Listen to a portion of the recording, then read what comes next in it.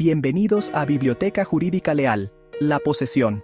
¿Alguna vez te has preguntado qué significa realmente tener la posesión de una casa, un terreno, un vehículo o cualquier otro bien?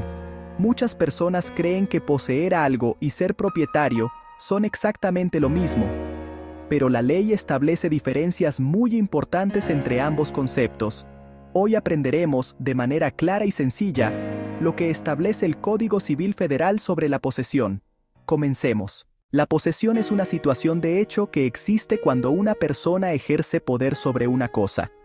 En términos simples, posee quien tiene el control material de un bien y actúa como si tuviera algún derecho sobre él.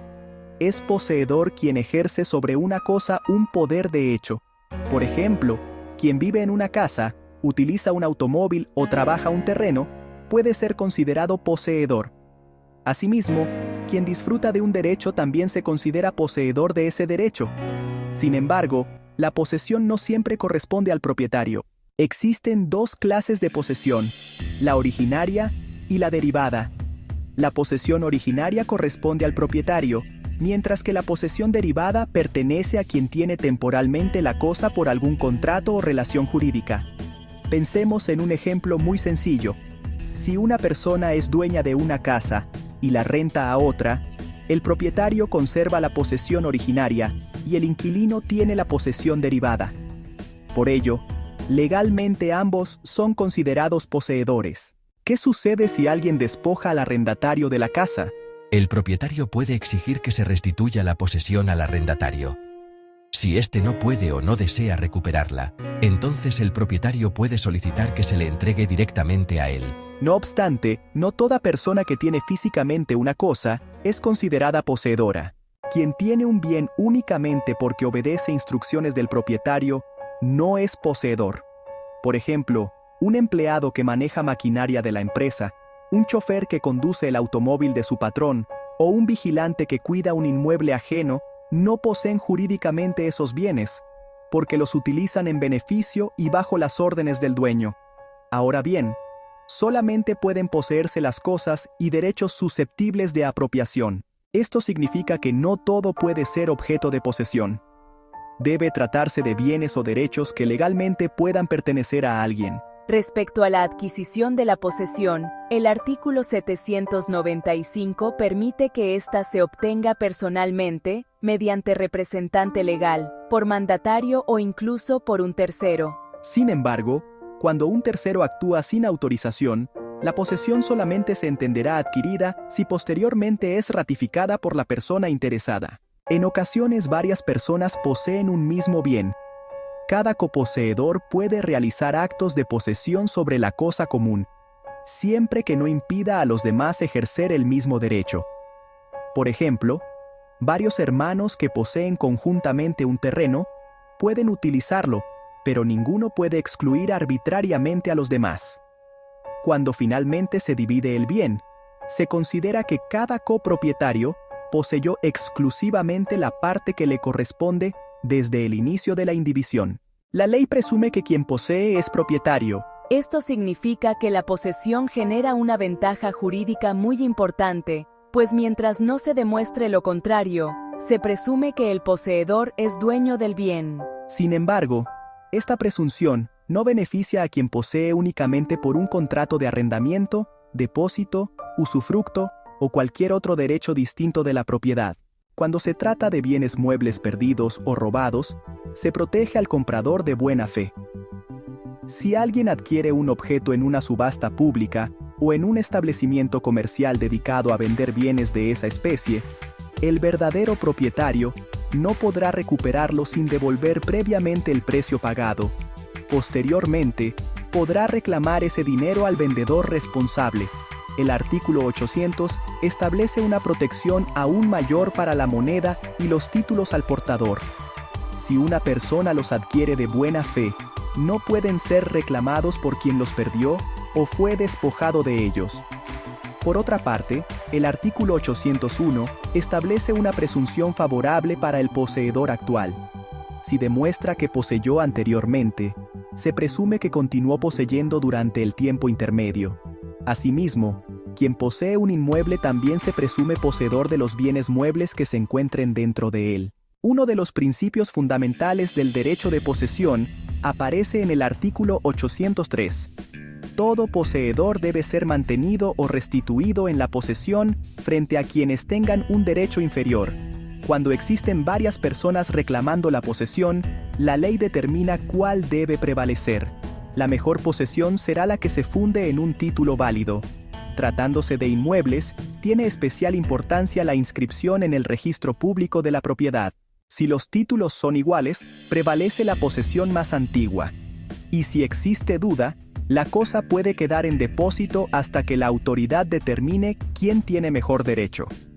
La acción para recuperar la posesión mediante interdicto debe ejercerse dentro del año siguiente al despojo.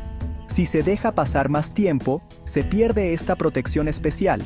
Quien obtiene judicialmente la restitución o conservación de la posesión se considera como si nunca hubiera sido perturbado o despojado. Pasemos ahora a la buena fe y la mala fe. El artículo 806 explica que es poseedor de buena fe quien entra en posesión mediante un título que aparentemente le otorga ese derecho o quien desconoce los defectos de dicho título.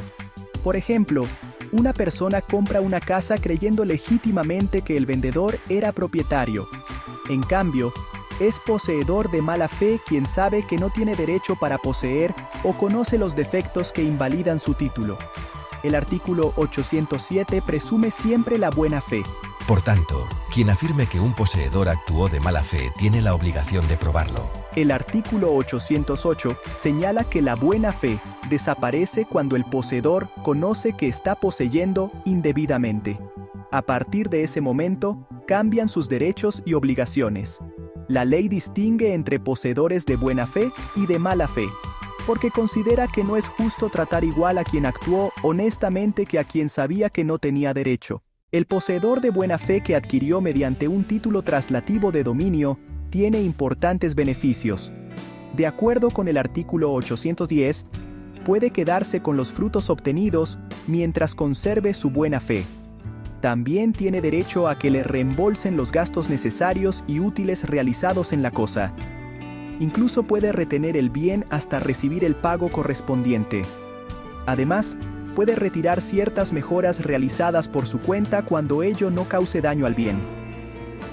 El poseedor de buena fe generalmente no responde por la pérdida o deterioro de la cosa, aunque sí debe responder por el beneficio que haya obtenido de dicha situación. En contraste, se impone mayores obligaciones al poseedor de mala fe que ha poseído por menos de un año. Debe devolver los frutos obtenidos y responder por daños o pérdidas que le sean imputables. Sin embargo, conserva el derecho al reembolso de los gastos necesarios.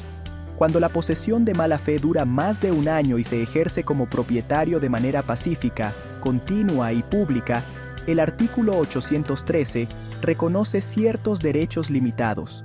Por ejemplo, puede conservar 2/3 partes de los frutos industriales producidos y exigir el pago de determinados gastos, pero no tiene derecho a los frutos naturales ni a los frutos civiles. El artículo 814 es especialmente severo con quien obtuvo la posesión mediante un delito. Dicha persona debe devolver todos los frutos obtenidos e incluso aquellos que dejó de producir por negligencia. La ley también clasifica los gastos y distingue 3 categorías. Los gastos necesarios son aquellos indispensables para conservar la cosa. Los gastos útiles son los que aumentan su valor o productividad. Y los gastos voluntarios son los destinados al lujo, ornato o comodidad. Por ejemplo, reparar una fuga de agua sería un gasto necesario. Construir una bodega que incremente el valor del inmueble sería un gasto útil. Instalar una fuente decorativa sería un gasto voluntario. Los gastos deben acreditarse adecuadamente y, en caso de duda, serán valuados por peritos, conforme al artículo 820.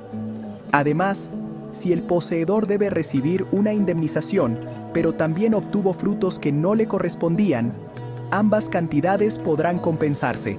Las mejoras producidas naturalmente por el tiempo o por la propia naturaleza benefician siempre a quien resulte vencedor en el conflicto posesorio. Llegamos ahora a las características de la posesión. La posesión pacífica es aquella adquirida sin violencia.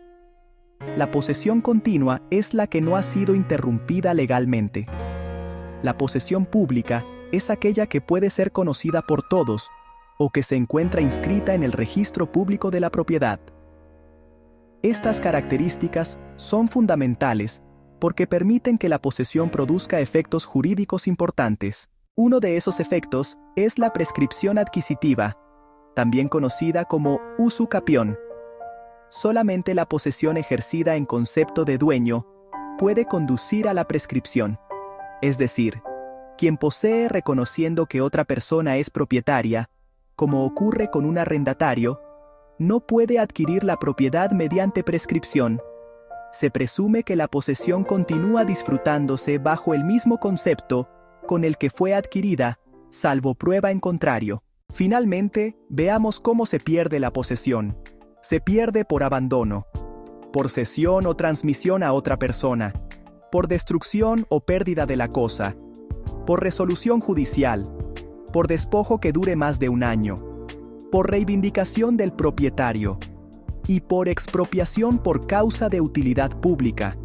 La posesión de los derechos se pierde cuando resulta imposible ejercerlos o cuando transcurre el tiempo suficiente para que prescriban. Como aprendizaje final, podemos concluir que la posesión es una figura jurídica de enorme importancia porque protege a quien mantiene una relación real y efectiva con una cosa, incluso antes de demostrar plenamente la propiedad. La ley busca preservar la paz social, evitando que las personas se hagan justicia por propia mano y estableciendo mecanismos para proteger tanto a los poseedores de buena fe como a los propietarios legítimos.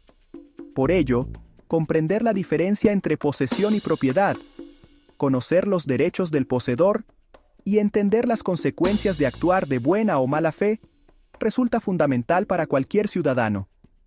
La posesión no siempre convierte a alguien en propietario, pero sí genera derechos, obligaciones y protecciones legales que pueden ser decisivas en la solución de numerosos conflictos sobre bienes y derechos. Porque en materia civil, quien posee no necesariamente es dueño, pero quien posee conforme a la ley siempre cuenta con protección jurídica. Si te gustó el video, suscríbete a nuestro canal.